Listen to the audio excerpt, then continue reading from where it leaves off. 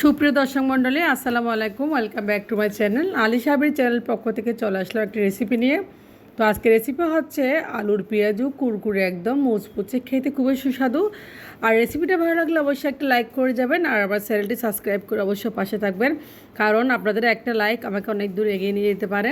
তো চলে যাচ্ছে আমাকে মূল রেসিপিতে। পেঁয়াজুটা বানানোর জন্য প্রথমে আমি নিয়েছি একটা আলুটা আমি ছিলে নিয়েছি এবং পরিষ্কার পানি দিয়ে একটু ধুয়ে নিয়েছি। এখন একটা গ্রেটারের সাহায্য আলুটা আমি গ্রেড করে নেব। তো আলুটা গ্রেড করে নেব, দেখেন ভালোভাবে। আলুটা গ্রেড করার পর আসলে আরও ভালোভাবে ধুয়ে নেব, কারণ আলুতে যে কষ থাকে এই কষগুলো থাকলে আলুর পেঁয়াজও কখনোই মুচমুচে কুরকুরে হবে না। তো আলুগুলো ধুয়ে নিয়েছি, যতক্ষণ পর্যন্ত কষগুলো বের হয়ে ধুয়ে নিয়েছি। এরপর যে আলুগুলো একদম পানি ঝরিয়ে নিয়েছি, দিয়েছি আমি এখানে হলুদের গুঁড়া, দিয়েছি আমি জিরার গুঁড়া, আর দিয়েছি এখানে লাল মরিচের গুঁড়া। শেষে দিয়েছি আমি এখানে পরিমাণ মতো অবশ্যই লবণ। তো লবণটা অবশ্যই ব্যবহার করবেন, পরিমাণ মতো দিবেন, যে যতটুকু খান। তো দিয়েছি এখানে বেসনের গুঁড়া, দেখেন আমি 2 টেবিল চামচ বেসন ব্যবহার করতেছি। তো দিয়েছি কর্নফ্লাওয়ার 1 টেবিল চামচ মতো, দিয়েছি চালের গুঁড়া 2 টেবিল চামচ মতো। কর্নফ্লাওয়ার অবশ্যই ব্যবহার করবেন, চালের গুঁড়া থাকলে দেবেন, না থাকলে কোনো সমস্যা নেই।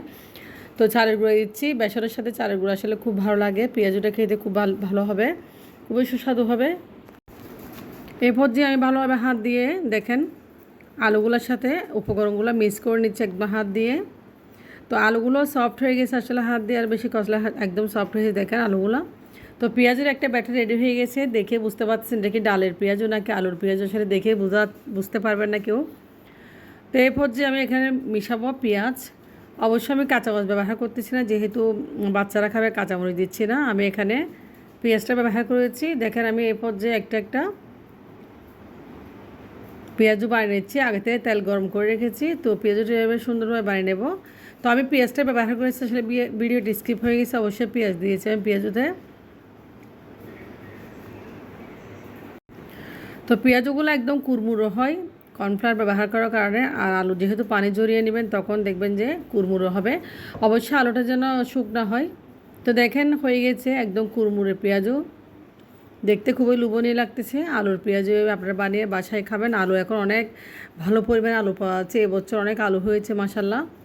তো কুরমুরে পেঁয়াজও বানিয়ে নিলাম একদম মুচমুচে। বিকালবেলা আপনারা হালকা স্ন্যাক্স হিসেবে বা সকালে হালকা স্ন্যাক্স হিসেবে খেতে পারেন। যদিও এই নাস্তায় কোনো পেট ভরে না, কিন্তু মুখের রুচি চলে আসে, খেতেও ভালো লাগে।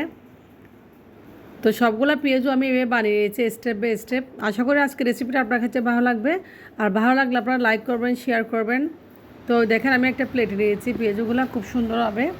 এরপর যে পেঁয়াজগুলো হয়ে গেছে মাশাল্লাহ, দেখতে অনেক লোভনীয় হয়েছে, খেতে খুব সুস্বাদু হবে। আর কালারটা দেখে বুঝতে পারতেছেন আপনারা কি ডালের বড়া নাকি আলুর পেঁয়াজু, দেখে বুঝতে পারবেন না। তো আজকের ভিডিও একটু পর্যন্ত, আপনারা ভালো থাকবেন। আল্লাহ হাফিজ, আসসালামু আলাইকুম।